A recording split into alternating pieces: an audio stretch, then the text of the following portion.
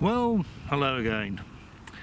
You know, it just occurred to me, I look a lot like Jack Hargreaves. Anyone here old enough to remember Jack Hargreaves? Oh.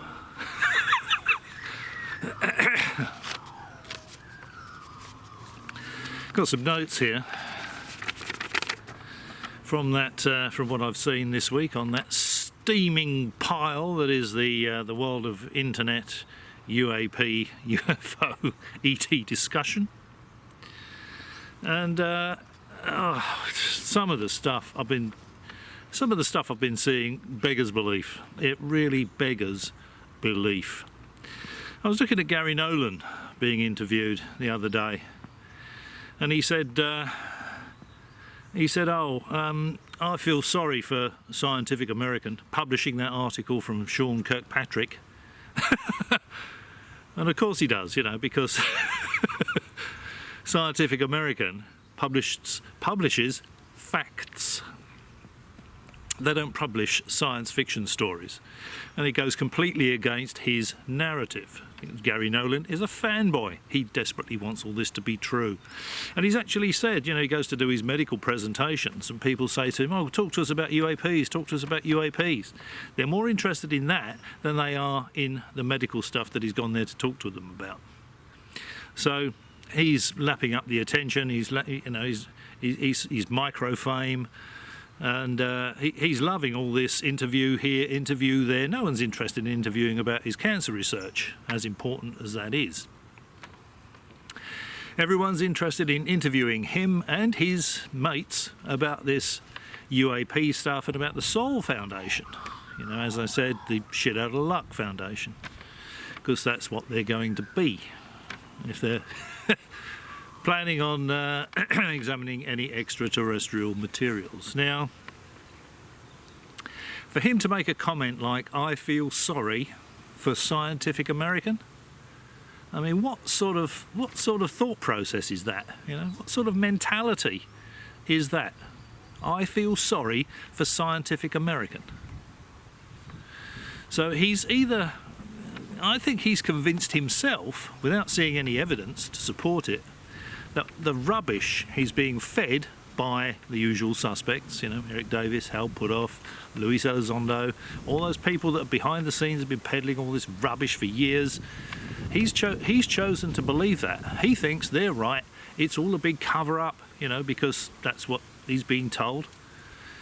He chooses to believe that. Now, personally, I think that if you're just, you know, Joe Blow on the internet, can say anything you want. If you're an academic, then you really should be careful about what you're saying, because you're giving the impression there could be some credibility to what you're saying. And in the case of ET visiting this planet, there is no credibility. There is no tangible evidence. If there was, Gary Nolan would be one of the first people waving it around in front of a camera. Here it is. Here's the evidence. Here's the tangible evidence, the tangible proof ET's coming here. But he's not doing that because there isn't any. He knows all these people behind the scenes. Not one of them can give him a piece of tangible evidence. He chooses to believe what he's told. I feel sorry for Gary Nolan and all these other academics that are spruiking all this bloody rubbish, because it's not going to do their reputations any good. You know, when Senator Burchett and co. drill down and drill down and drill down, and they do get to the bottom of this, and I really hope they do, they will find it's Mother Hubbard time. The cupboard will be bare. There'll be nothing there. It'll be pie in the sky bullshit. It always has been.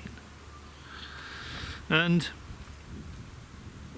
Nolan was being interviewed with his co-founder, one of his co-founders of the Soul Foundation. I mean, Grush is one, isn't he? I mean, that should tell you all you need to know. The other one is a guy called Scarfish, who's apparently an expert on metaphysics, which means stuff that doesn't exist. He's an expert on stuff that doesn't exist. So he's in the right place at the Soul Foundation, I suspect. But the bottom line is, these people can say whatever they like, and they can bad-mouth all these people that are critical of this ET UAP stuff. You know, they're bad-mouthing Neil deGrasse Tyson, you know, bad-mouthing Sean Kirkpatrick. And all Kirkpatrick is saying, look, you know, it was my job to look into it. I looked into it. I found nothing. There's no credible evidence. And there is none. Why would he say that? He didn't have to put anything in Scientific American at all, did he? He could have just disappeared into the sunset. He didn't have to put anything in Scientific American.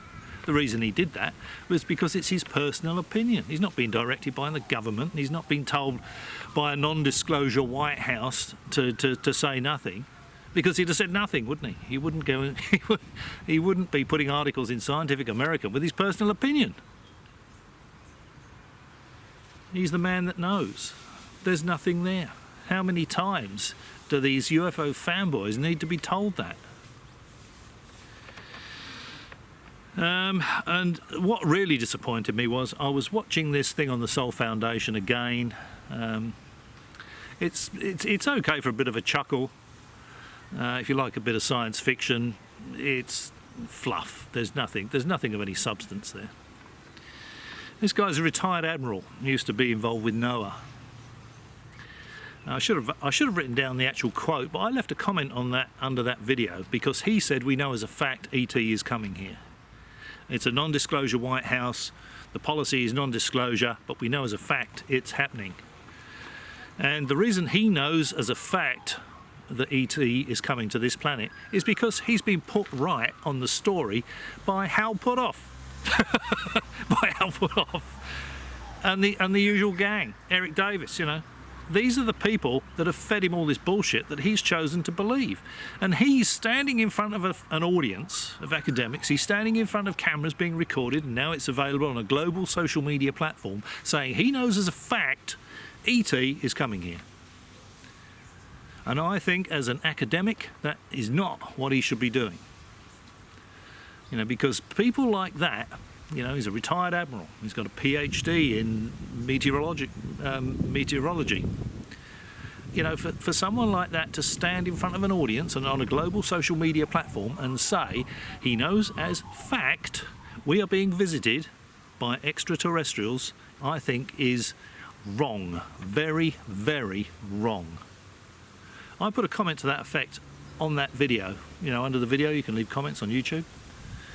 And I put the comment there saying this guy should not be saying he knows as fact this is happening. Because he's been told by the usual suspects that it's happening does not make it fact. You know, all these people are talking it up. The question is why, you know? They just like doing talks, they like the attention maybe. Oh yeah, I've got to do this conference, I've got to go there for that conference, you know. Or my speaking fee, oh yeah, well that'll be $10,000, you know. Is that what it's all about? Really? I mean, I know Gary Nolan doesn't need that because of his medical work. He's a bit of a star with cancer research apparently, so he's got patents out there, so he's not going to be doing it for the money. But so why is he doing it? Why is Gary Nolan pushing this so hard? Why is he attacking Scientific American? Why is he attacking Neil deGrasse Tyson? Seems extremely unprofessional to me.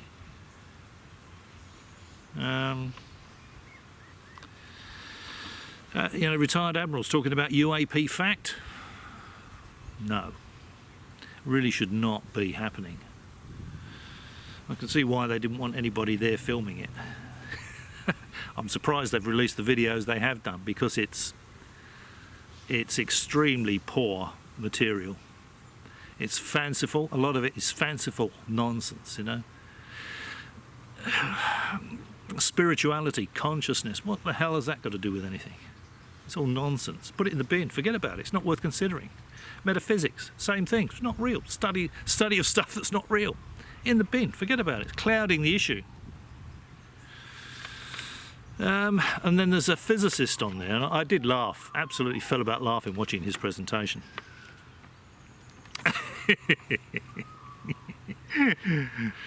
He referred to the scene in Close Encounters of the Third Kind, where Dreyfus is driving his ute, his pickup truck, and he stops, he's looking at his map, and a flying saucer comes above his head, shines a bright light down on him. You know, and everything starts floating around in the cab, you know, the engine stops. Actually, smoke comes out of the dashboard as well. So chances of it restarting afterwards are, well, the electrical wiring's cooked, nil. Now the physicist says, well, yeah, this can actually happen. If you had a strong enough electromagnetic field, an ionising electromagnetic field, you could stop a petrol engine running. Now,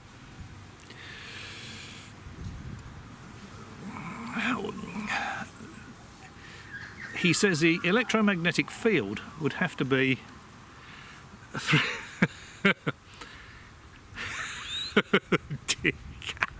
this is what I mean about, if you like a chuckle, you know, it's funny stuff. Just make sure you're not drinking a coffee or something when you watch these guys. He said it would have to be 3 times 10 to the 6 volts per meter. This is how much how much electrical energy you would need in this electromagnetic field. Now that is 3 times 10 to the 6, so that's 3 and 6 zeros. 3 million volts per meter. Okay, so if you've got a field of 3 million volts per meter, you could stop you'd stop a petrol engine running.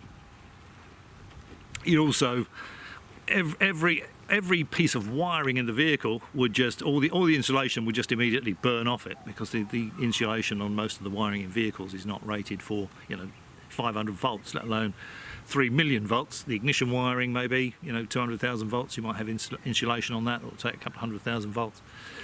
But 3 million volts? No. You'd open the bonnet and it'd just be ash. There would be nothing in there. Battery'd be fried, everything would be fried. People in the car would be fried. It's just complete and utter rubbish. He said, well, you know, under these circumstances, you know, you could remove the field and the car could start again on its own. The petrol engine could start again on its own, because, you know, the ignition would restart, you know, and there might be enough fuel vapour left in one of the cylinders to kick the engine over. And I thought, I left a comment. I don't know whether they've erased it or whether but they've not responded to it. I'll have a look later on. But the experiment he should try really is start a petrol car up, have the engine running, take the negative lead off the battery, then put it back on, then put it back on, then put it back on, then put it back on. Do it 200 times. Get his students to do it, a couple of teams of students, and see if they can get a petrol engine to start once without engaging the starter motor, without pushing it along the ground, without having it roll down a hill. It's complete and utter rubbish. You know, all these people are lapping this up. Oh yeah, okay, yeah, well, of course. Why didn't I think of that, you know? And it's complete and utter rubbish. If there's any mechanics out there, what do you think? Maybe you'd let me know in the comments below. People that work on petrol motors all the time. Have you ever seen a petrol motor start without engaging the starter motor, without pushing it along, without pushing it downhill, allowing it to roll down a hill, just by turning off the ignition and turning it back on again? Forget the starter motor. So even if the car's electric survived the 3 million volts per meter, which they wouldn't, you're not going to be able to get the engine to start on its own again. And Dreyfus is holding a torch, isn't he? The torch, the flashlight, as the Americans call them, illuminates again in his hand. And I was watching some guy this morning. I'm not going to mention his channel because he doesn't mention mine. And he said, how do they do that, you know? And I thought, well, he's sitting in a dark truck holding a torch. All he's got to do is flick the switch on the other side of the torch, isn't it? I mean, come on, really? How do they do that? That's hardly a spectacular special effect, is it?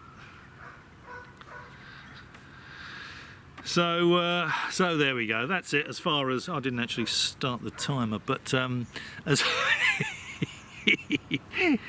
I'm not sure if it's this camera or the other one that records in 20-minute blocks, and I've got to join it up, and it's a pain in the rear end. I think I've mentioned this before. And normally I just look at my watch and see what the time is, you know, and try and keep it under 20 minutes. Or if it runs over 20 minutes, oh well, so be it.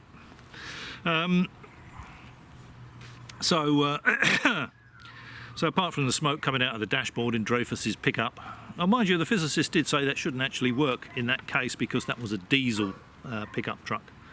To be honest, that did not sound like a diesel to me. I haven't researched what vehicle they were, but as he's wrong about everything else, I suspect he's going to be wrong about that too. It's probably not a diesel. It's probably not a diesel ute. And yeah, it's quite funny. I was watching a bit on Simon Holland's channel. He's got this radio expert on there telling him how Cobra Mist couldn't have been an over-the-horizon radar, and it was comedy gold. I was falling about laughing all through it. It was completely and utterly inaccurate.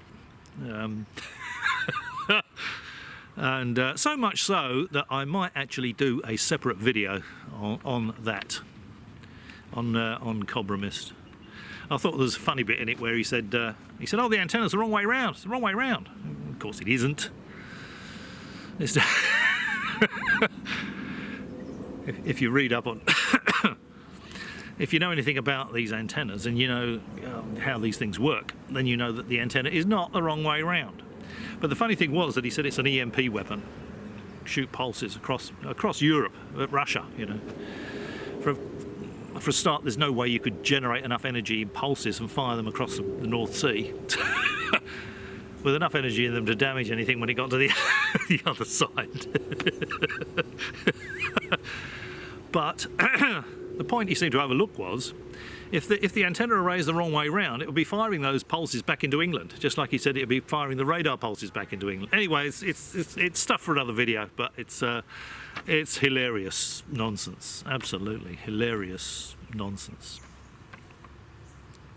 All right, well, I think that will do. It's going to be another scorcher today here in Western Australia. It's 10:05 in the morning. I've just had my breakfast.